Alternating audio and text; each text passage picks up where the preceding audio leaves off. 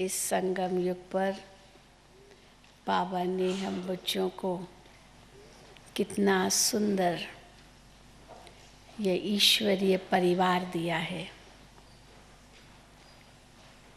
जिसमें माता पिता और हम सब बच्चे इस परिवार के सदस्य हैं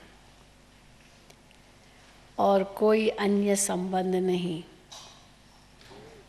माता पिता, शिव बाबा, ब्रह्मा बाबा और हम सब बच्चे आपस में भाई बहन। तो इस श्रेष्ठ परिवार में आपस में कितना प्यार हो, जो फिर सारे कल्प में ऐसा प्यार नहीं मिलेगा। तो आपस में भी प्यार हो, इसलिए बाबा ने परिवार की महिमा की, परिवार में निश्चय की महिमा की।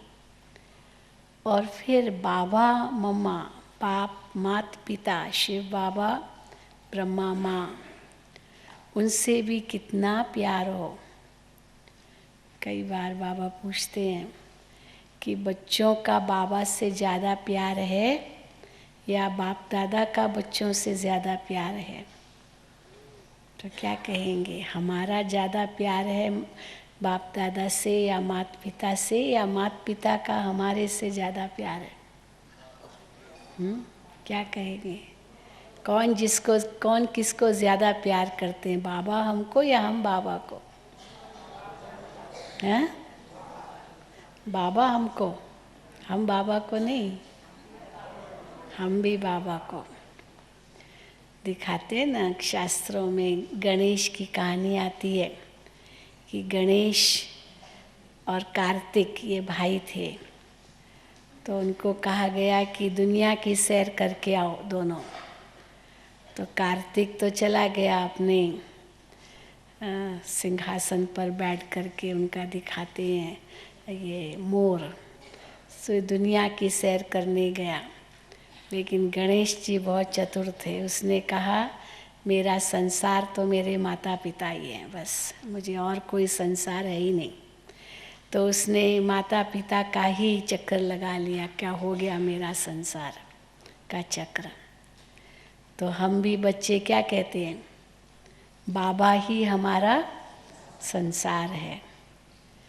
तो बाबा का इतना प्यार हम बच्चों को है, तो हम और किससे प्यार करें और किससे दिल लगाएंगे? इसलिए बाबा कहते हैं इस संगम युग पर ये जो विशेष अनुभव बाबा कराते हैं, ये फिर सारे कल्प में कभी नहीं मिलेगा। इसलिए इसका कितना महत्व हो हम बच्चों को। और उसके लिए बाबा कहते हैं ज्ञान, योग, धारणा, सेवा, चारों ही विषय हमारे इतने पक्के हो कि किस में भी हम कम न रहें।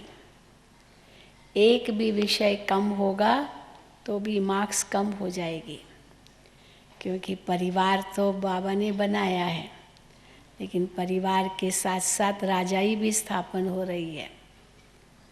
तो राजाई में पद अलग अलग होंगे, लेकिन सच्चे प्यार की निशानी यही है कि माता पिता के गद्दी नशीन बने, तब कहेंगे कि हाँ सच्चा प्यार हमारा बाबा से है, क्योंकि उनके समान बन जाते। तो सुनेंगे आज बाबा के महावाक्य। कल की मुरली भी बहुत कड़ी थी, बहुत सावधानी पूर्ण थी। आज दूसरे रूप से बाबा ने प्यार ही प्यार हम बच्चों पर बरसाया है। बाबा हम बच्चों को मन मना भव और मध्याजी भव, ये दो ऐसे तीक्ष्ण तीर हमें देते हैं, जिन तीरों से हम माया पर वार कर सकते हैं, माया को जीत सकते हैं। दिखाते ना श्री राम के पास जो तीर थे, कैसे उसे रावण को मारा। तो बाबा कहते ये तुम्हारे तीर है, तुम्हारे बाण हैं, मन मना भव और मध्याजी भव। ये तीर सदा ही ऐसे शार्प होने चाहिए जिससे सहज ही माया जीत बन सके। आज 22/12/2009 है। मीठे बच्चे, तुम्हारे पास मन मना भव और मध्याजी भव के तीक्ष्ण बाण हैं, एरोज है। इन्हीं बाणों से तुम माया पर विजय प्राप्त कर सकते हो। कितने तेज है ये बाण, मन मना भव और मध्याजी भव। परसों भी बाबा ने मुरली में कहा, वो कौन से वाक्य हैं जिसमें बाप बच्चों के प्रति आज्ञा भी समाई हुई है तो बाप की प्रतिज्ञा भी समाई हुई है। तो कई ऐसे महावाक्य निकलेंगे। आज बाबा ने दूसरे रूप से ये कहा है कि जितना तुम बच्चे बाबा को याद करोगे उतना बाप की तुमको मदद मिलेगी। वैसे कहते हैं ना, हिम्मते मर्दा मदद खुदा, हिम्मत रखोगे तो मदद मिलेगी। लेकिन यहाँ जितना याद बाबा को करोगे उतनी मदद मिलेगी। इसलिए बहुत अच्छा स्लोगन कई लोग बताते हैं ना, स्लोगन लिखते भी हैं, तुम भगवान को याद करो, वो या क्या है, ध्यान करो तो भगवान तुम्हारा ध्यान रखेगा। तुम भगवान का ध्यान करो तो वो भगवान तुम्हारा ध्यान रखेगा। कई कहते भगवान हमारा ध्यान ही नहीं रखता, लेकिन ध्यान करते कितना हो, पहले अपने को भी तो देखो, ध्यान रखे भगवान, ये तो कहते हैं, पर हम उनको याद कितना करते। तो उसी अनुसार आज के भी महावाक्य हैं। प्रश्न है, बच्चों को बाप की मदद किस आधार पर मिलती है? क्या कहेंगे? याद के आधार पर। और जब वो याद के आधार पर मदद मिलती है तो फिर बच्चे रिटर्न में क्या करते हैं? बाबा को शुक्रिया करते हैं। तो प्रश्न उस अनुसार है, बच्चों को बाप की मदद किस आधार पर मिलती है और बच्चे बाप की शुक्रिया किस रूप से मानते हैं? तो उत्तर है, जो बच्चे जितना बाप को प्यार से याद करते हैं उतना बाप की मदद मिलती है। अब कैसे प्यार से याद करो? बाबा कहते हैं प्यार से बातें करो बाबा से, ये है प्यार से याद करना। अपना कनेक्शन ठीक रखो बाबा से, श्रीमत पर चलते रहो तो बाप मदद करता रहेगा। बहुत बड़ी बात है। ये नहीं कि बस मैं बाबा को याद करता हूँ, कुछ काम है, सेवा है, नहीं सेवा नहीं करनी है, मैं बाबा को याद करता हूँ, ऐसे थोड़ी है।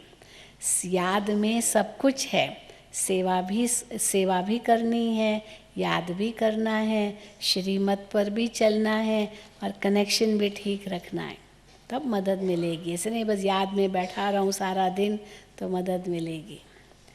इसलिए जो बच्चे जितना बाप को प्यार से याद करते उतना बाप की मदद मिलती है। प्यार से बाबा से बातें करो, अपना कनेक्शन ठीक रखो, श्रीमत पर चलते रहो तो बाप मदद करता रहेगा। और जब बाबा की मदद मिलती है तो दिल से क्या निकलता है? बच्चे बाप की फिर शुक्रिया मानते हैं। बाबा, अब कैसे शुक्रिया मानते हैं? बाबा, आप परम धाम से आकर हमें पतित से पावन बनाते हो। दिल से बाबा से बातें करते ना, आपसे हमें कितना सुख मिलता है। प्यार में तो आंसू भी आ जाते हैं। ये ब्रह्मा बाबा अपना अनुभव सुना रहे, मुरली में है कि बाबा आप परम धाम से आकर हमें पतित से पावन बनाते हो। ब्रह्मा बाबा शिव बाबा से ऐसे बातें करते हैं, आपसे हमें कितना सुख मिलता है। प्यार में आंसू भी आ जाते हैं। ये ब्रह्मा बाबा शिव बाबा को कहते हैं। ओम शांति।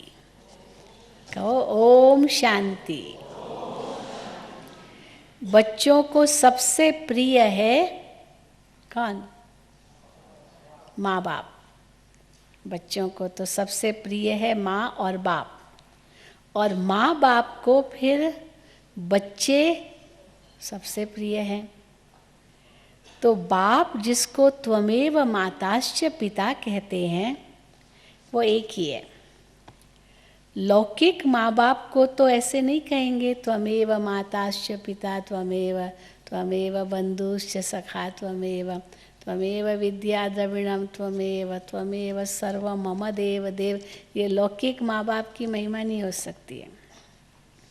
ये महिमा है ज़रूर उस एक बाप की, परंतु उसको कोई जानते नहीं है। अगर जाने उस बाप को जिसकी महिमा गाते हैं तो वहाँ चले जाएं, उस बाप के पास चले जाएं उनसे मिलने। और अकेले तो नहीं जाएं ना, फिर कितनों को साथ ले जाएं। परंतु ड्रामा की भावी ही ऐसी बनी हुई है कि कोई भी बाप के पास अपने आप जा ही नहीं सकता जब तक बाप स्वयं न आए और सबको ले न जाए। वही गाइड बनता है। इसलिए अगर जानते होते उस बाप को तो चले जाते होते और कईयों को अपने साथ भी ले जाते होते, लेकिन ऐसे है नहीं।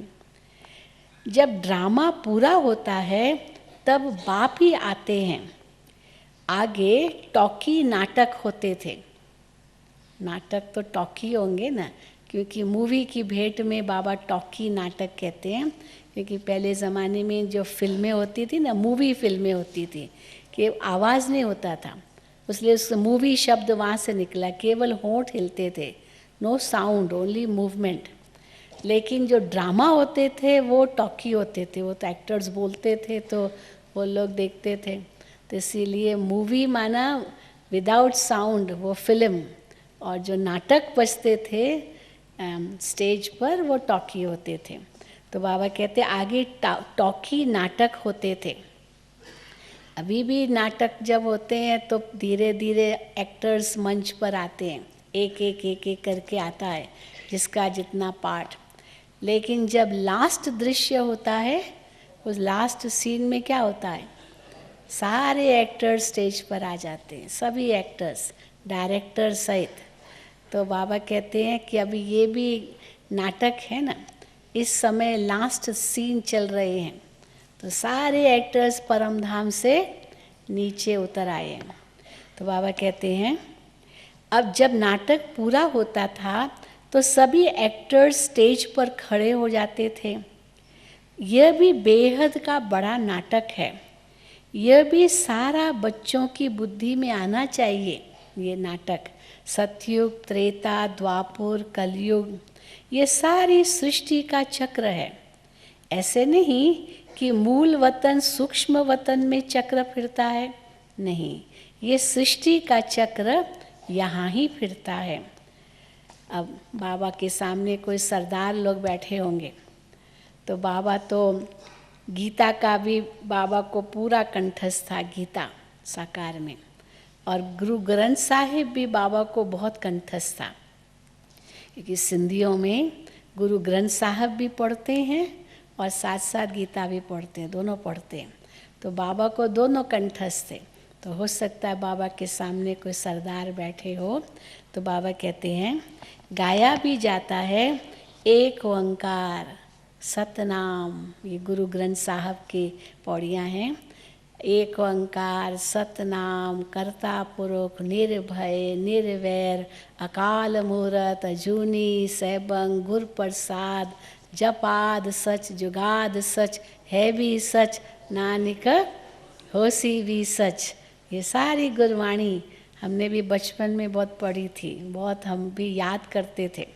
हमारे अंकल थे, वो हम लोग बहुत कज़िन्स थे, सब एक एज के, तो हम सबको कंठस्थ कराते थे।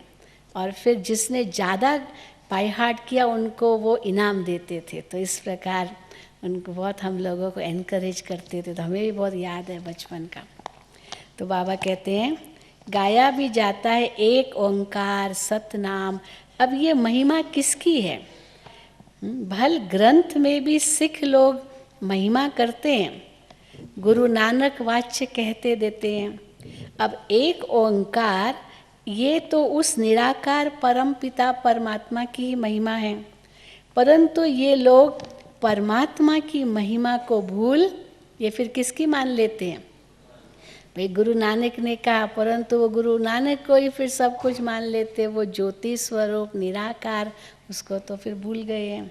परंतु ये लोग परमात्मा की महिमा को भूल गुरु नानक की महिमा करने लगते हैं। सतगुरु भी गुरु नानक को समझ लेते हैं। वास्तव में सृष्टि भर में महिमा जो भी है उस एक की ही महिमा है, और कोई की महिमा है ही नहीं।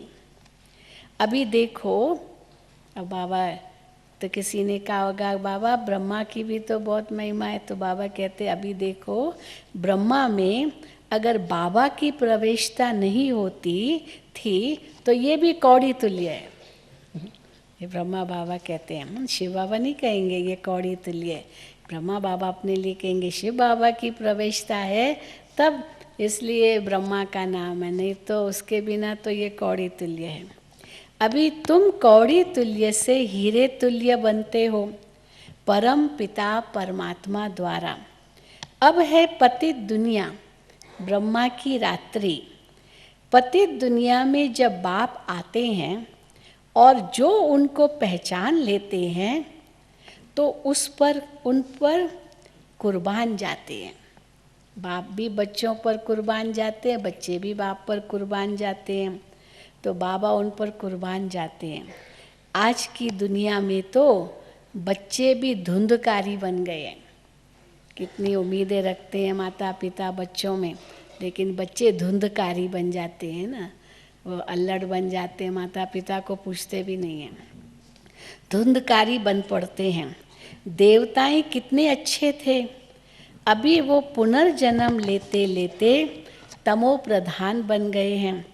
सन्यासी भी पहले बहुत अच्छे थे, पवित्र थे, भारत को मदद करते थे।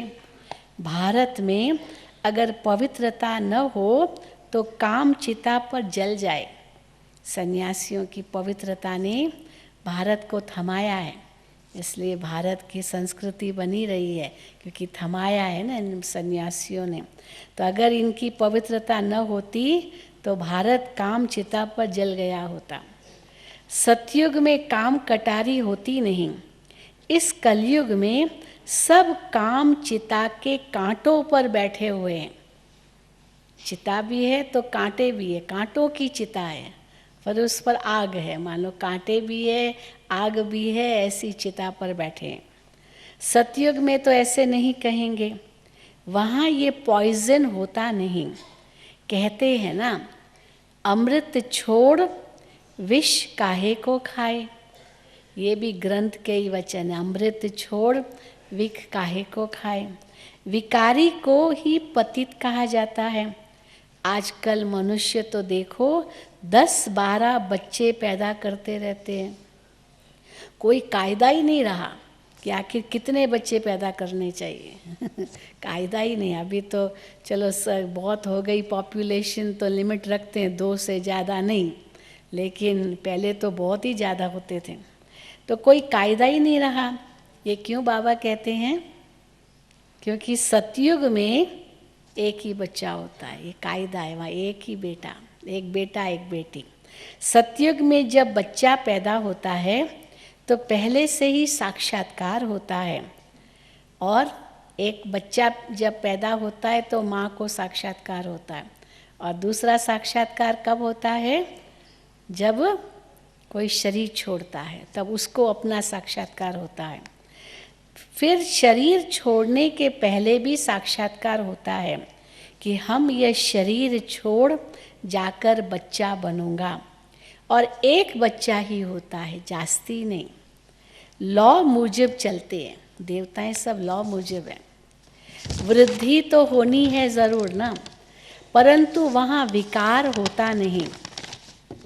बहुत पूछते हैं कि तब फिर वहाँ पैदाइश कैसे होती है, कैसे बच्चे पैदा होते हैं? तो बोलना चाहिए वहाँ योग बल से सब काम होता है। योग बल से ही हम सृष्टि की राजाई लेते हैं। बाहुबल से सृष्टि की राजाई नहीं मिल सकती है। क्यों बाबा ऐसे कहते हैं बाहुबल से सृष्टि की राजाई नहीं मिल सकती है?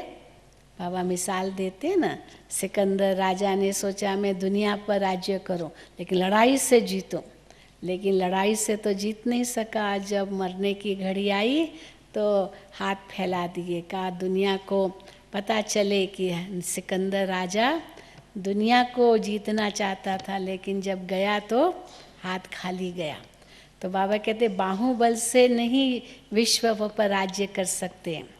तो आज भी अगर अमेरिका और रशिया दोनों मिल जाए, दोनों क्रिश्चियंस हैं, अगर वो मिल जाए और कहे सारे अपने हथियार मिला दे और कहे कि हम विश्व पर बाहुबल से विजय प्राप्त करना चाहते हैं, तो कोशिश कर सकते हैं, लेकिन बाबा कहते ये होना ही नहीं है, क्योंकि बाहुबल से कोई दुनिया का राज्य ले ही नहीं सकता है। तो बाबा कहते हैं, बाबा ने समझाया है अगर क्रिश्चियन लोग आपस में मिल जाए तो सारी सृष्टि का राज्य ले सकते हैं, परंतु आपस में मिलेंगे नहीं। लॉ ही नहीं है कि बाहुबल से कोई विश्व का राज्य ले। इसीलिए दिखाया है झाड़ में दो बिल्ले आपस में लड़ते हैं और माखन किसको मिल जाता है? श्री कृष्ण को। तो माखन तुम बच्चों को मिल जाता है। कृष्ण के मुख में माखन दिखाया है ना, ये सृष्टि रूपी माखन है। भागवत में आता है कि श्री कृष्ण मक्खन खाता था, चोरी करता था जब जगह जगह जा कर के। फिर वो गोपियाँ फिर उनकी माँ को, यशोदा को आकर के कंप्लेन करती थी कि आपका बेटा देखो मक्खन चोरी करता है। तो एक दिन यशोदा ने कहा अपना मुँह खोलो, हाँ मक्खन तुमने खाया है, मुँह खोलो। तो जब कृष्ण ने मुँह खोला तो माँ ने तो त्रिलोक का साक्षात्कार किया उसके मुँह से। मक्खन क्या खाया? त्रिलोक का साक्षात्कार हुआ उसको, मानो वो तो जैसे त्रिलोक का राज्य। तो मक्खन का मतलब क्या है? कोई सचमुच कोई मक्खन थोड़ी चोरी करता होगा सत्युग में, मक्खन की क्या कमी होगी जो चोरी करने की ज़रूरत हो। लेकिन त्रिलोक रूपी मक्खन, सारा ही राज्य, धरती का भी तो परम धाम का भी, तीनों ही लोक उनके हाथ में। तो ये मक्खन है सार संसार का, तीनों लोकों का। तो ये सृष्टि रूपी माखन है। बेहद का बाप कहते हैं ये योग बल की लड़ाई शास्त्रों में गाई हुई है। कौन सी है योग बल की लड़ाई?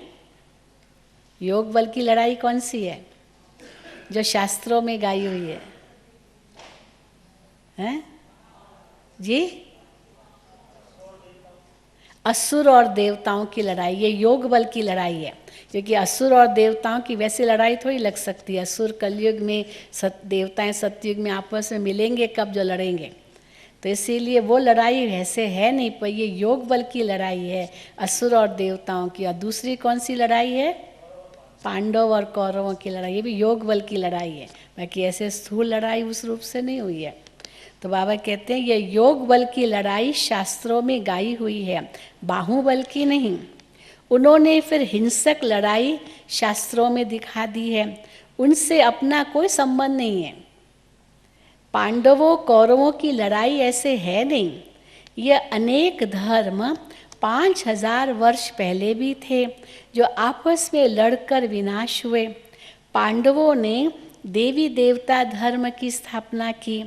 ये है योग बल जिससे सृष्टि का राज्य मिलता है। माया जीत जगत जीत बनते हैं।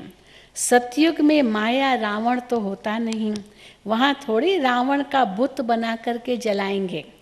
बुत कैसा कैसा बनाते हैं, एफिजी बनाते हैं ना, बड़े विचित्र विचित्र एफिजी बनाते हैं, बुत बनाते हैं। रावण का बनाएंगे कपड़े का, फिर उसके अंदर घास फूस, फटाके, क्रैकर्स, सब फायरवर्क सब उसमें डालते हैं, फिर आग लगाते हैं तो वो कैसे जल जाता है। तो बाबा कहते हैं कैसे कैसे बुत बनाते रहते हैं। ऐसा कोई दैत्य व असुर तो होता नहीं। ये भी नहीं समझते कि ये रावण के 10 सिर माना, 5 विकार स्त्री के और 5 विकार पुरुष के हैं, उनको मिलाकर 10 शीश का रावण बना देते। जैसे विष्णु को 4 भुजाएं देते हैं। मनुष्य तो ये कॉमन बात भी समझते नहीं हैं, बड़ा रावण बना करके जलाते हैं। अब मोस्ट बिलविड बच्चों को बेहद का बाप ये सब बातें समझाते हैं। बाप को बच्चे हमेशा नंबरवार प्यारे होते हैं। कोई तो बच्चे बहुत मोस्ट बिलविड भी हैं और कोई कम प्यारे भी हैं। ऐसे है क्या? बाबा को सब प्यारे बराबर हैं या नंबरवार प्यारे हैं? नंबरवार तो कहते ही है ना बाबा, नंबरवार याद प्यार। तो मोस्ट बिलविड भी हैं, कोई तो कम प्यारे भी हैं। जितना सिक्की लदा बच्चा होगा उतना जास्ती लव होगा। यहाँ भी जो सर्विस पर तत्पर रहते हैं, रहम दिल रहते हैं, वो प्यारे लगते हैं।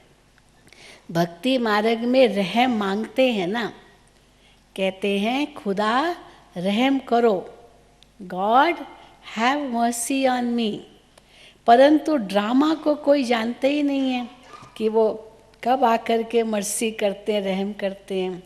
जब बहुत तमो प्रधान बन जाते हैं तब ही बाबा का प्रोग्राम है आने का। कई कहते हैं ना द्वापुर में जैसे दुख शुरू हुआ तभी क्यों नहीं भगवान आ गया। इतना दुख जब इतना अति हो तब भगवान आए, पहले आ जाता होता। इतना दुख क्यों देखे बच्चे? तो भगवान को तरस नहीं पड़ता, जब अति हुआ तब भगवान आया। तो बाबा क्या कहते हैं? बाबा कहते हैं बाबा का प्रोग्राम आने का इसी समय है। ऐसे नहीं कि ईश्वर जो चाहे सो कर सकते हैं या जब चाहे तब आ सकते हैं। भगवान जब चाहे तब आ सकते हैं, जो चाहे सो कर सकते हैं, नहीं। मुझे याद है हमारे विदेश के लंदन के जिम राइन भाई हैं। जिम राइन बहुत वो जोकर टाइप, बहुत अच्छा एक्टिंग करने में नंबर 1। तो एक बार यहाँ ड्रामा दिखाया था, बहुत अच्छा। सतयुग, त्रेता, द्वापुर, कलयुग, संगम युग, शिव बाबा आते हैं ब्रह्मा तन में, तो सब कुछ हो गया, सब दिखाया। फिर बाबा ने सतयुग की स्थापना की। अब वो ब्रह्मा जो था वो तो सतयुग में जा रहा है, अब शिव बाबा भी सतयुग में जाना चाहता है। फिर ड्रामा उसको पीछे से पकड़ता है। ड्रामा भी बनाया था, शिव बाबा भी बनाया था, ब्रह्मा बाबा भी बनाया था, तीनों बनाए थे। तो शिव बाबा वो बना था जिम राइन, और पीछे शिव बाबा का फोटो लगा, चित्र लगा दिया था जो है ना अपना झंडा, तो वो शिव बाबा है। ब्रह्मा बाबा भी एक बना था और एक ड्रामा बना था, ये 4 युग बनाया था। तो शिव बाबा चाहता है मैं भी जाऊं बाबा ब्रह्मा बाबा के साथ साथ सतयुग में, लेकिन ड्रामा वहाँ खड़ा पीछे खींच लिया, बेचारा शिव बाबा भी कुछ नहीं कर सकता है। बड़ा अच्छा ड्रामा बनाया। तो बाबा कहते हैं ईश्वर जो चाहे सो कर, ऐसे नहीं कि ईश्वर जो चाहे सो कर सकते हैं या जब चाहे तब आ सकते हैं। अगर ऐसी शक्ति होती, जब चाहे जो चाहे सब भगवान से जो चाहे कर सकता है, तो फिर इतनी गाली क्यों मिलती भगवान को? गाली को रोक नहीं सकते थे बाबा? शास्त्रों में इतनी गाली दी, ये सब जो कुछ किया, तो भगवान रोक नहीं सकते थे क्या? वनवास क्यों मिला? कई कहते हैं ना भाई वनवास मिला, भगवान है फिर वनवास क्यों मिला? लेकिन वास्तव में इनके बाबा कहते हैं ये सब बड़ी गुप्त बातें हैं, ये राज है। तो कई पूछते फिर भगवान सर्वशक्तिमान काहे का? जो चाहे सो कर नहीं सकता है? सर्वशक्तिमान माना जो चाहे सो कर सकता है, लेकिन भगवान कानून के बीच में हस्तक्षेप थोड़ी करेगा। लॉ इज़ लॉ, तो भगवान भी तो लॉ पर चलेगा ना। जो ड्रामा का लॉ होगा उस अनुसार भगवान भी चलेगा। अगर भगवान ही लॉ तोड़े तो फिर दूसरे कौन लॉ पर चलेंगे? हाँ, जजेस ही तो लॉ बनाते हैं आपस में मिल करके। अगर वो ही तोड़े तो फिर वो जज काहे का? ऐसे होता है ना। तो बाबा कहते हैं तो पर हाँ, कहते हैं भगवान ये सब ये नहीं कर सकता, परंतु चलो भगवान कुछ करे भी तो क्या विनाश न हो? इतना दुख हो, विनाश तो होगा, तो भगवान इतना विनाश क्यों लाता है? पर बाबा क्या कहते हैं, विनाश तो होना ही है, फिर बचाने की तो बात ही नहीं। भगवान क्या बचाए, विनाश तो होना ही है, सबको घर तो जाना ही है, घर जाए बिना सतयुग तो आएगा नहीं। सबको पावन बनना है तो पावन दुनिया चाहिए, तो पतित का तो नाश होना ही है। इसलिए भगवान जो चाहे सो करे, कर सकता है, सर्वशक्तिवान। इसलिए बाबा कहते हैं इसको समझना है। भगवान ऐसे बीच में ड्रामा के हस्तक्षेप भी नहीं करेंगे। तो बाबा कहते हैं परंतु विनाश तो होना ही है, फिर बचाने की तो बात ही नहीं। सभी को वापस तो ले ही जाना है। स्थापना विनाश कराते हैं तो ज़रूर भगवान होगा ना, ये सब खेल है। परम पिता परमात्मा स्थापना करते हैं किसकी? मुख्य बात तुम पूछो ही कि गीता का भगवान कौन? सारी दुनिया इसमें मूंझी हुई है। उन्होंने मनुष्य का नाम डाल दिया श्री कृष्ण का। आदि सनातन देवी देवता धर्म की स्थापना तो भगवान के बिगड़ तो कोई कर ही नहीं सकता है। फिर तुम कैसे कहते हो कृष्ण गीता का भगवान है? विनाश और स्थापना कराना ये किसका काम है? गीता के भगवान को भूल गीता को ही खंडित कर दिया है। ये बड़े ते बड़ी भूल है। दूसरा, हाँ, फिर एक बड़ी ये भूल है। दूसरा फिर बाबा कहते हैं जगन्नाथपुरी में देवताओं के बड़े गंदे गंदे चित्र बनाए। गवर्नमेंट की मना है गंदे चित्र रखने की, तो इस पर भी समझाना चाहिए। अभी तो धीरे धीरे सब हटाते जा रहे हैं। जगन्नाथपुरी में हम गए थे देखने, वो जो बाहर पहले गंदे चित्र थे वो सब निकाल दिए हैं, अभी कुछ भी नहीं है वहाँ, प्लेन है। ऐसे देवताओं की मूर्तियाँ हैं परंतु वो गंदे चित्र नहीं। तो इस पर समझाना चाहिए। इन मंदिरों पर कोई की बुद्धि में ये बातें आती नहीं हैं, ये बातें बाप ही बैठ समझाते हैं। देखो अब ये नेक्स्ट पॉइंट है, देखो बच्चियाँ कितना प्रतिज्ञा पत्र भी लिखती है। बाबा को प्रतिज्ञा पत्र लिख करके देती है, अपनी खून से लिखती है। खून निकाल करके उंगली से उसमें निब को डिबो करके बाबा को बच्चे पत्र लिखते थे, प्रतिज्ञा पत्र। तो खून से भी लिखती है। तो बाबा ने याद किया भागवत में, ये महाभारत के अंदर ही आता है, कौन सी एक कहानी है, एक कथा है कि कृष्ण को खून निकला तो द्रौपदी ने अपना चीर फाड़ कर बांधा। कहानी आती है, पांडव और द्रौपदी और श्री कृष्ण जंगल में जा रहे थे, तो श्री कृष्ण को कांटा लगा, उंगली में कांटा लगा तो खून निकलने लगा। तो द्रौपदी ने देखा तो उसे तो रहा नहीं गया, तो उसकी साड़ी जो थी वो साड़ी में से, पलों में से, चीर में से वो फाड़ दिया, टुकड़ा कपड़े का, साड़ी का, और श्री कृष्ण की उंगली पर पट्टी बांधी, यानी खून को रोकने के लिए। तब श्री कृष्ण ने उसको कहा कि तुमने मुझे मदद की है, एक ऐसा भी समय आएगा मैं तुमको मदद ज़रूर करूँगा, जैसे वायदा किया। क्योंकि द्रौपदी ने कृष्ण को मदद की, उंगली को बांधा अपनी साड़ी के पल्लों से या टुकड़े से। और फिर दिखाते महाभारत के समय जब दुशासन ने, दुर्योधन ने उसके चीर हरण किए, तब द्रौपदी ने याद किया कृष्ण को, भगवान आपने वायदा किया था कि आप हमको मदद करेंगे। तो फिर दिखाते हैं कि भगवान ने उसको 21 साड़ियाँ दी। हाँ, एक ज़रा सी टुकड़ा कपड़ा साड़ी का अपनी त्याग किया और कृष्ण को उंगली बांधी, वो जो खून बह रहा था, और भगवान ने कितनी साड़ियाँ दी उसको? 21 साड़ियाँ दी, उसकी लाज बचाई। तो भगवान को ज़रा सा भी मदद करते हैं तो भगवान 100 गुना, 1000 गुना, लाख गुना कैसे मदद करते हैं। तो वही बाबा कहते हैं, तो खून से लिख करके देते हैं, प्रतिज्ञा करते हैं। एक कथा भी है ना, कृष्ण को खून निकला तो द्रौपदी ने अपना चीर फाड़ कर बांध दिया। ये लव है ना, ये प्रेम की निशानी है, क्योंकि त्याग में प्रेम समाया हुआ है। ये लव है ना। तुम्हारा लव किसके साथ है? किसके साथ है? शिव बाबा के साथ। इनका यानी ब्रह्मा का खून निकल सकता है। अब ये खून की बात है, अभी कृष्ण को खून निकला, चलो ये तो मनुष्य रूप में खून निकल सकता है ना, शिव बाबा का खून को निकलेगा क्या बिंदु से? बिंदु से कैसे खून निकलेगा? ये तो चलो ब्रह्मा की बात है।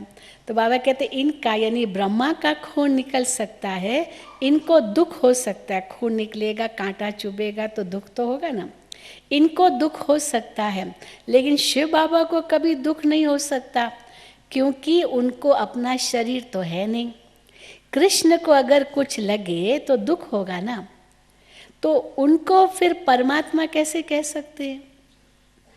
उनकी कृष्ण की मृत्यु भी कैसे दिखाते हैं? वो लेटा हुआ था और किसी भील ने तीर मारा, उनके पैर में तीर चुभा, तब श्री कृष्ण ने शरीर छोड़ा। अब ये भी तो दुख हुआ ना, दुख, तीर लगा माना दुख लगा हुआ न, कांटा चुभा, खून निकला, ये दुख की बात है। तो बाबा कहते हैं कृष्ण को अगर कुछ लगे तो दुख होगा ना, तो फिर उनको परमात्मा कैसे कह सकते हैं? बाबा कहते हैं मैं तो दुख सुख से न्यारा हूँ, हाँ बच्चों को आकर के सदा सुखी बनाता हूँ, खुद दुख सुख से न्यारा हूँ। सदा शिव गाया जाता है ना, सदा शिव सुख देने वाला कहते हैं ना। तो हे मेरे मीठे मीठे सिक्की लदे बच्चे, बाबा कहते जो मेरे सिक्की लदे, मीठे मीठे सिक्की लदे बच्चे जो सपूत है, ज्ञान धारण कर पवित्र रहते हैं, सच्चे योगी और ज्ञानी रहते हैं, वो मुझे क्या है? मुझे प्रिय है, मुझे प्यारे हैं। तो बाबा को कौन से बच्चे प्यारे हैं? जो सपूत हैं, ज्ञान धारण कर पवित्र रहते हैं, सच्चे योगी और ज्ञानी रहते हैं, वो मुझे प्यारे लगते हैं। लौकिक बाप के पास भी कोई अच्छे कोई बुरे बच्चे होते हैं, कोई कुल को कलंक लगाने वाले भी निकल पड़ते हैं, बहुत गंदे भी बन जाते हैं कई बच्चे लौकिक में। यहाँ भी ऐसे है, आश्चर्यवत बच्चा बनंती सुनंती कथंती फिर फारकती देवंती। इसीलिए ही निश्चय पत्र लिखवाया जाता है, तो वो लिखत फिर सामने दी जाएगी। जब भागंती हो जाते तो उनको दिखाते, ये तुमने निश्चय पत्र लिख के दिया था। ब्लड से भी लिख कर के देते हैं, ब्लड से लिखकर प्रतिज्ञा करते हैं। आजकल तो कसम उठवाते हैं, कोर्ट में कसम उठवाते हैं ना, परंतु वो तो है झूठा कसम। जो बोलते हैं बाबा कहते हैं सब झूठ ही झूठ है ना। भले वो कहेंगे भगवान को हाजिर नाजिर समझ, मैं जो कुछ कहूँगा कहूँगा, सच के सिवाय कुछ नहीं कहूँगा, तो ठीक है, परंतु जो भी बोलते हैं सब झूठ। आजकल तो ये स्टेटमेंट हटा दी है, भगवान को हाजिर नाजिर समझ कर जो कहूँगा सच कहूँगा, ये स्टेटमेंट हटा दी। पहले तो जिस धर्म का होता था ना, उस पुस्तक पर हाथ रखवाते थे कोर्ट में, जब उनको बोलना बयान देने से पहले हाथ रखवाते थे बाइबल पर या कुरान पर या गीता पर, जिस धर्म का वो व्यक्ति था। धीरे धीरे चलो वो किताब तो हटा दिया, फिर बुलवाते थे कि भगवान को हाजिर नाजिर समझकर मैं जो कहूँगा सच कहूँगा। अभी तो वो भगवान को हाजिर नाजिर भी हटा दिया, क्योंकि कई हैं जो नास्तिक हैं आजकल। उसने अमेरिका, उसने एक अखबार में लेख आया था कि दुनिया में कितने लोग हैं जो नास्तिक हैं। अब वो नास्तिक कहेगा मैं तो किसी को नहीं मानता, भगवान को मानता ही नहीं हूँ, तो मैं किसको ना हाजिर नाजिर समझ कर सच कहूँगा। तो भगवान शब्द भी हटा दिया, बस जो कहूँगा सच कहूँगा, बस इतना तक ही सीमित कर दिया उस प्रतिज्ञा को। तो बाबा कहते हैं परंतु वो है झूठा कसम। ईश्वर को हाजिर नाजिर जानना, अर्थात ये भी ईश्वर है मैं भी ईश्वर हूँ, तो फिर मैं ईश्वरी कसम उठाता हूँ क्या? सब ईश्वर है तो कसम कौन उठाता है और किसके सामने उठाता है? तो कसम उठाने वाला भी ईश्वर अगर सर्वव्यापी इस प्रकार है। तो बाप कहते हैं अभी तुम प्रैक्टिकल में हाजिर नाजिर जानते हो। अभी हम कहेंगे हाँ बाबा हमारे सामने, नज़रों के सामने भी है, नाजिर भी हैं और हाजिर भी हैं, सामने उपस्थित भी है और नज़रों के सामने भी हैं। अभी तुम कहते हो हम प्रैक्टिकल में बाबा हमारे हाजिर नाजिर हैं। बाबा इन आँखों रूपी खिड़कियों से देखते हैं। शिव बाबा ब्रह्मा बाबा की आँखों रूपी खिड़कियों से देखते हैं। अब बाप दादा गुलजार दादी की आँखों रूपी खिड़कियों से देखते हैं। बाबा केवल 4 अंग ही यूज़ करते हैं गुलजार दादी के, बस। आँखों से बाबा दृष्टि देते हैं, मुख से बोलते हैं, हाँ, कभी कभी कानों से सुनते हैं और हाथ से टोली देते हैं। बस ये 4 अंगों को यूज़ करते हैं। बाकी सब गुलजार दादी का जो सारा शरीर है वो सब गुलजार दादी का। केवल ये 4 अंग बाप दादा उनके रथ का यूज़ करते हैं। तो बाबा कहते हैं बाबा इन आँखों रूपी खिड़कियों से देखते हैं। ये पराया शरीर है, लोन पर लिया है। बाबा इसमें किराएदार हैं, टेनेंट है ना। टेनेंट होता है ना तो किराया देता है। बाबा किराएदार हैं। मकान को काम में लाया जाता है ना, तो बाबा कहते हैं मैं ये तन काम में लाता हूँ। बाबा इन खिड़कियों से देखते हैं, हाजिर नाजिर हैं। आत्मा ज़रूर ऑर्गन से ही काम लेगी ना, तो मैं आया हूँ तो ज़रूर सुनाऊँगा ना। ऑर्गन्स यूज़ करते हैं तो ज़रूर किराया भी देना पड़ेगा। यूज़ किया है मकान का कुछ भाग तो किराया देना पड़ेगा। तो तुम बच्चे इस समय नर्क को स्वर्ग बनाने वाले हो। तुम रोशनी देने वाले, जागृत करने वाले हो। और तो सब कुंभकर्ण की नींद में सोए पड़े हैं। तुम माताएं जगाती हो, स्वर्ग का मालिक बनाती हो। इसमें मेजॉरिटी माताओं की है, इसलिए वंदे मातरम कहा जाता है। भीष्म पितामह आदि को भी तुमने ही बाण मारे हैं। मन मना भव मध्याजी भव का बाण कितना सहज है मारना, है ना। सहज है ना, मन मना भव मध्याजी भव का बाण है। इन्हीं बाणों से तुम माया पर जीत पा लेते हो। तुम्हें एक बाप की याद, एक की श्रीमत पर ही चलना है।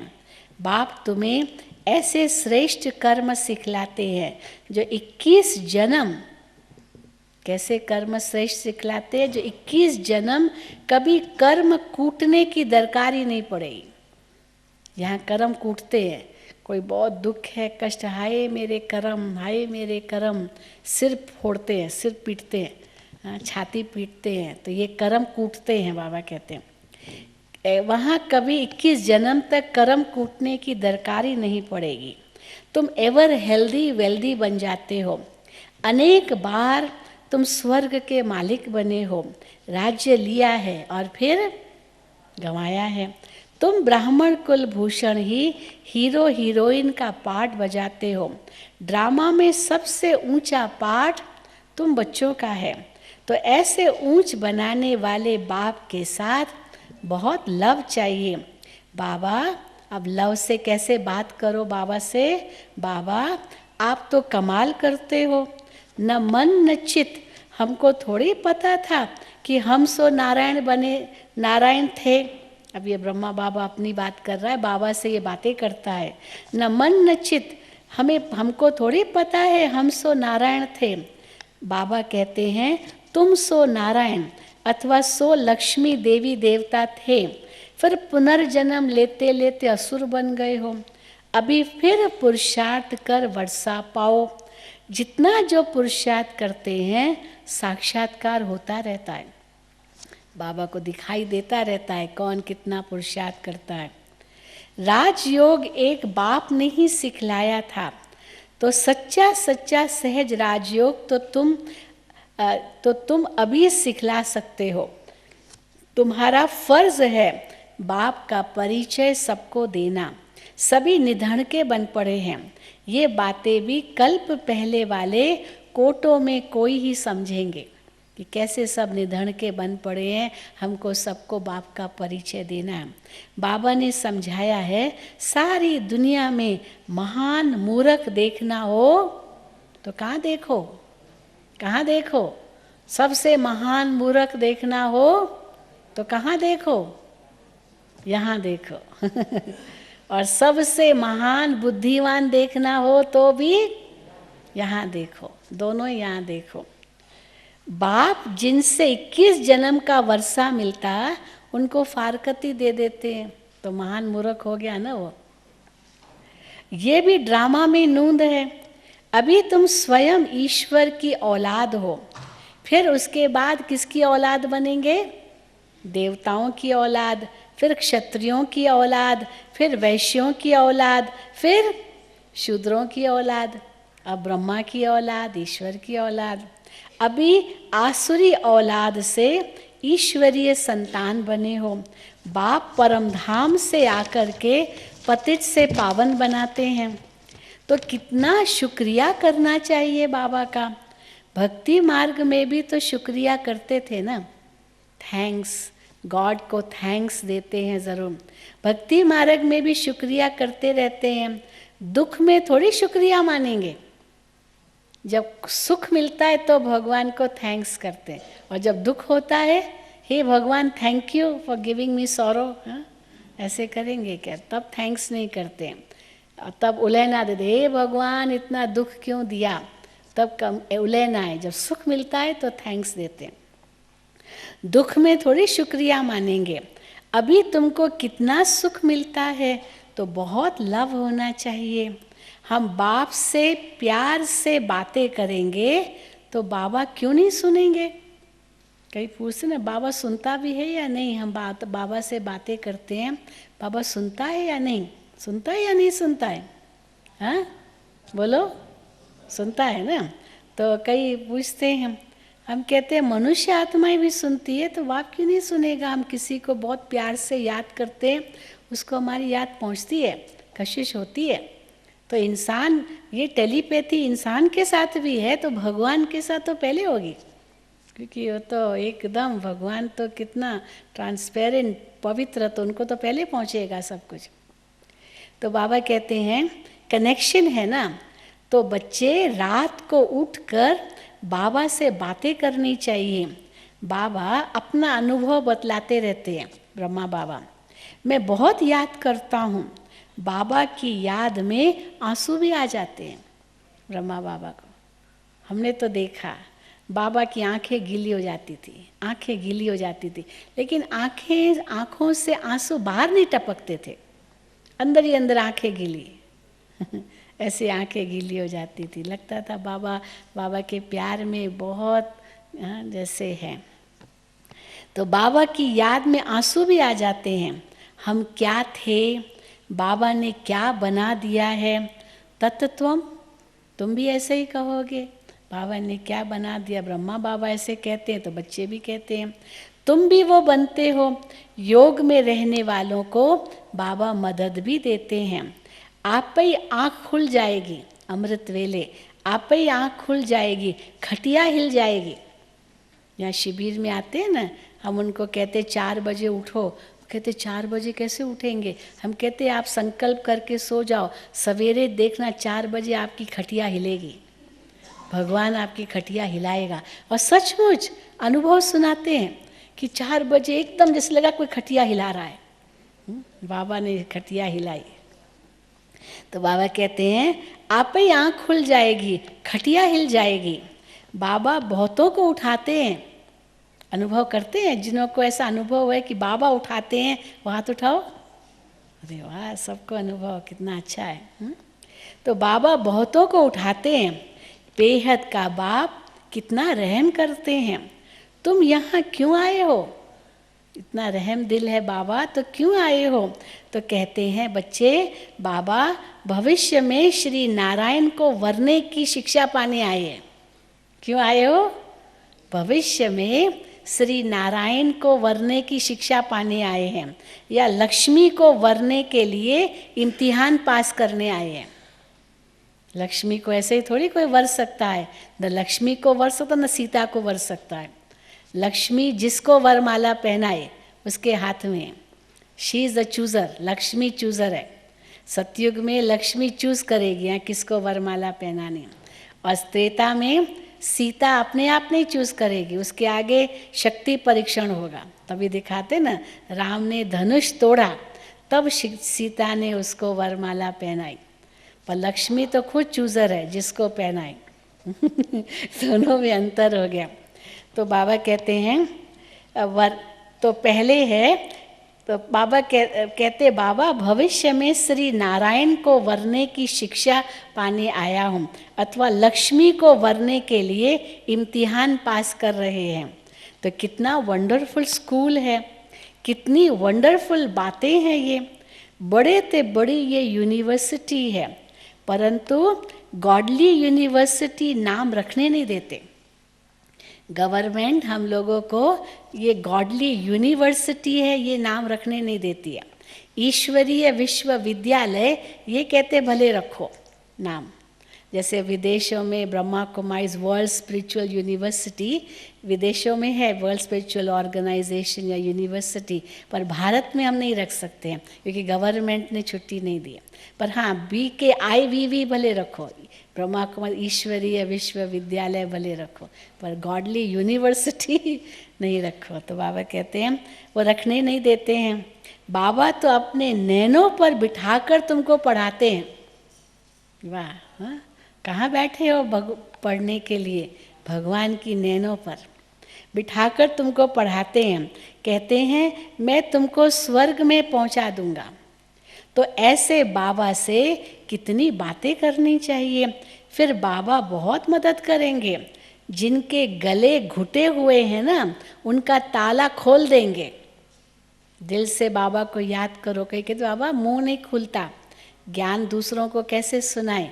तो बाबा कहते दिल से याद करो, तो बाबा गले जो घुटे हुए हैं ना, जो बोल नहीं पाते ज्ञान, उनके गले घुटे हुए उनका ताला खोल देंगे, घट खुल जाएगा, ज्ञान देना शुरू कर देंगे। रात को याद करने से बहुत मज़ा आएगा। बाबा अपना अनुभव बतलाते हैं, मैं कैसे बातें करता हूँ, बाबा से बातें करता हूँ। अमृत वेले 3 बजे उठकर बाबा ब्रह्मा बाबा शिव बाबा से बातें करता। तो बाप बच्चों को समझाते हैं, बच्चे अभी फिर वार्निंग है, सावधानी दे रहे हैं बाबा, बच्चे खबरदार रहना, कुल को कलंकित नहीं करना, 5 विकार दान में देकर फिर वापस नहीं लेना। अच्छा, मीठे मीठे सिक्किल दे बच्चों प्रति माता पिता बाप दादा का याद प्यार और गुड मॉर्निंग। रूहानी बाप की रूहानी बच्चों को नमस्ते, याद प्यार गुड मॉर्निंग और नमस्ते। धारणा के लिए मुख्य सार, पहला, बाप का प्रिय बनने के लिए क्या करना पड़ेगा? बाप का प्रिय बनने के लिए रहम दिल बन सर्विस पर तत्पर रहना है। बाप का प्रिय बनने के लिए रहम दिल बन सर्विस पर तत्पर रहना है। सपूत आज्ञाकारी बन सच्चा योगी व ज्ञानी बनना है। सपूत आज्ञाकारी बन सच्चा योगी व ज्ञानी बनना है। दूसरा, अमृत वेले उठ बाप से बहुत मीठी मीठी बातें करनी है। करते हैं ना सब मीठी मीठी बातें बाबा से। अमृत वेले उठ बाप से बहुत मीठी मीठी बातें करनी है। बाप का शुक्रिया मानना है। बाप की मदद का अनुभव करने के लिए मोस्ट बिलविड बाप को बड़े प्यार से याद करना है। बाप का शुक्रिया मानना है। बाप की मदद का अनुभव करने के लिए मोस्ट बिलविड बाप को बड़े प्यार से याद करना है। वरदान, ब्राह्मण जीवन में वैरायटी अनुभूतियों द्वारा रमणीकता का अनुभव करने वाले संपन्न आत्मा भव। ब्राह्मण जीवन में वैरायटी अनुभूतियों द्वारा रमणीकता का अनुभव करने वाले संपन्न आत्मा भव। जीवन में हर मनुष्य आत्मा की पसंदी वैरायटी है। वैरायटी चीज़ें पसंद, वही चीज़ नहीं पसंद, तो पसंदी वैरायटी है। तो सारे दिन में भिन्न भिन्न संबंध, भिन्न भिन्न स्वरूप का वैरायटी अनुभव करो तो बहुत रमणीक जीवन का अनुभव करेंगे। ब्राह्मण जीवन भगवान से सर्व संबंध अनुभव करने वाली संपन्न जीवन है। इसलिए एक भी संबंध की कमी नहीं करना। अगर कोई छोटा या हल्का आत्मा का संबंध मिक्स हो गया, किसी अन्य आत्मा का संबंध छोटा हल्का मोटा मिक्स हो गया, तो सर्व शब्द समाप्त हो जाएगा। बाबा के साथ सर्व संबंध समाप्त हो जाएंगे। जहाँ सर्व है वहाँ ही संपन्नता है। इसलिए सर्व संबंधों से स्मृति स्वरूप बनो।